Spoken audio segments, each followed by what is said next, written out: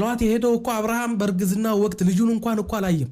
ልጁን ለማየት እንኳን አልጓጓም እኮ አብርሃም እኮ ከተወለደ በኋላ የሰው አፍራቻ ልጄ ብሎ ይቀባጥራል እንጂ ምንም ፍላጎት የለውም። ጉዳዩ አይደለም። በነገራችን ላይ በሩታ መካከል በሩታ በኩል ላለ ላይፉ ጉዳዩ አይደለም። ሎሌ ምናምን ሳክስ ነው በቃ የሰው አፍራቻ ምናምን እና እንዴ ብዙ ሰው አይተናል። በልጅ የተነሳ እንዴት ዋጋ ከፍሎ ሰው ህይወት እንደሚኖር እናውቃለን። ሰው ለእንደዚህ አይነት ተራ ለሴት ጋር ለመሄድ ምናምን እኔ ልጄን አረ በስማ የማይሆነው ነው። ምን እኔ እንጃ። ስህተት እኮ ልትሰራ ትችላለህ እኮ በቃ ስህተት ልትሳሳት ትችላለህ። ቆም ብለህ ስታስበው ግን የሚሆን ነገር አይደለም። በቃ እንደገና ሌላ እዛ ውጥንቅጥ ምናምን ልጅ እዚህ ጋር አረተው እኔ እንጃ። እኔ እኮ ግራ የሚገባኝ እዚህ የሚገባ የሚባል እኮ አልነበረም።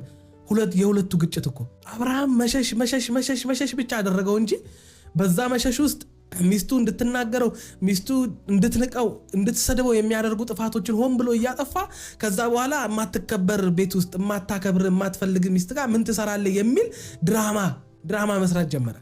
ሆን ብሎ ልጅቷን ለኳክቶ ነካክቶ የማይሆን ስሜት ውስጥ ከከተታት በኋላ ይሄው እዚህ ውስጥ ነው ገባ ምትሉኝ። ገና ከጅምሩ ከጥንስሱ ነገሩን ማስተካከል ይችል ነበር። ለዛ ነው አብርሃምን የፈለገ ነገር ቢመጣ በአብርሃምና ሩታ አብርሃምን ልደግፍና አብርሃም እንዲህ ነው ልል ማልችለው። የማይሆን ነገር ሲደረግ የማይሆን ነገር ሲባል ትክክል አይደለም እላለሁ። ለሩታም ስለማይጠቅማት በቃ ያኔውኑ ስናገር ብታቆም ኖሮ ያኔውኑ የሰው ምክር ብሰማ ኖሮ እዚህ ሁሉ ደረጃ አትዳረሰም። እዚህ ሁሉ ደረጃ መጣ ራሷን አታዋርድም።